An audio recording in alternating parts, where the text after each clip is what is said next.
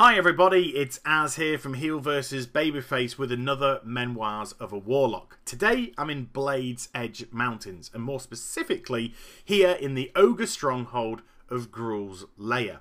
The reason why this place is so important to me is because this is the first ever raid that I did in the world of Warcraft. Now, from me getting from level 1 to level 70 was an unbelievable journey. And when I say unbelievable, I mean it should be best forgotten. I was absolutely terrible at the game. I had no idea whatsoever what I was doing. I met some good people though along the way. Thankfully, some of them were just as inept as I was. Others, though, had a lot better understanding of the game and taught me a thing or two to make me improve little by little. But it wasn't until I was in Shatrath one day that a dramatic change in my attitude happened. I walked past a Warlock, just like myself. But this Warlock wasn't looking like Bobo the freaking clown. This Warlock was kitted out in head to toe in tier 5. Stuff that you get from Serpentine's Caverns and also from Tempest Keep. I was in love. I couldn't believe how cool this Warlock looked. So I started to ask around, how do you get that gear? You've got to go into raids, people said. That's where you get it from. So I tried to look around and I got taken in by a raiding guild. And thankfully for me, a really, really good raiding guild. Don't know how I got in.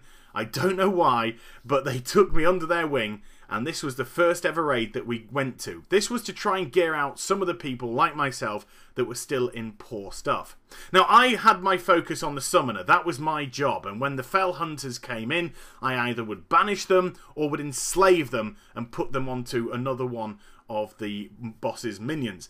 But High King Morgar was the big guy. He was what dropped the loot. And this is where the story gets a little bit weird.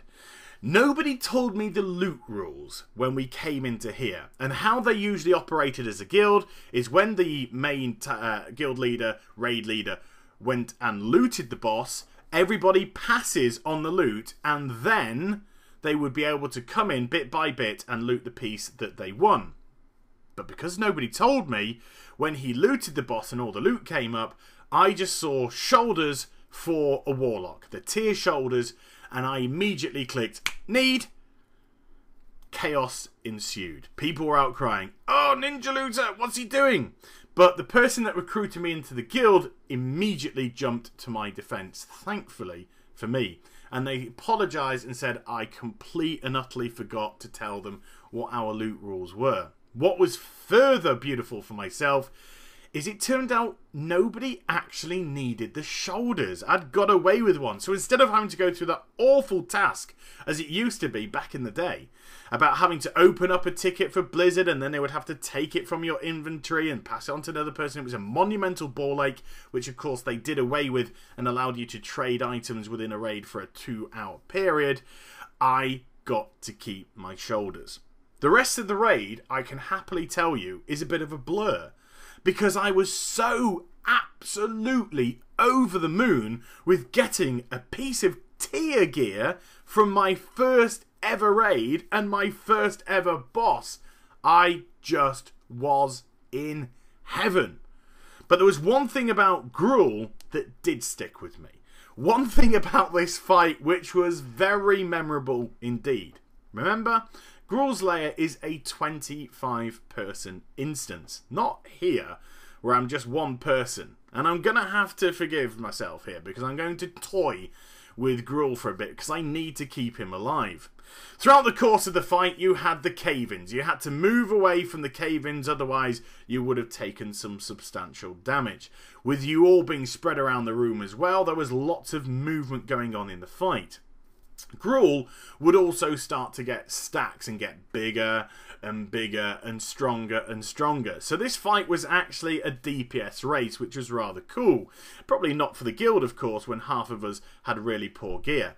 But when he does the ground stomp, this is where things got really, really fun indeed. Because your movement speed was significantly decreased and you had to move away from other players. If you didn't, it could spell monumental chaos for the whole of the raid.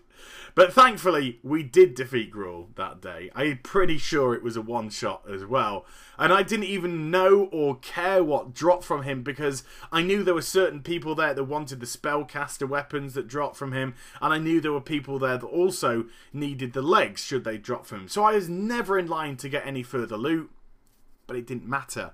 It didn't matter a single iota to me, because I had my tier 4 shoulders. And when I returned to Shattrath, handed them in, got them, I felt like the strongest, bestest, sexiest Warlock in the world. Even though I wasn't. But it didn't matter, because it felt that way to me.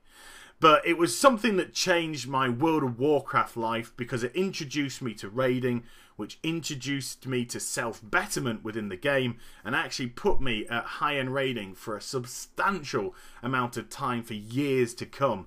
And it's something, although I don't do now, I do look back on very, very fondly indeed. So I hope you enjoyed the vid. Please do like, comment and subscribe to my channel. Follow me on Twitter, Facebook and twitch.tv/Heal vs Babyface for live streaming too. And I shall be back with some more stuff very soon. You take care, everybody. Bye-bye.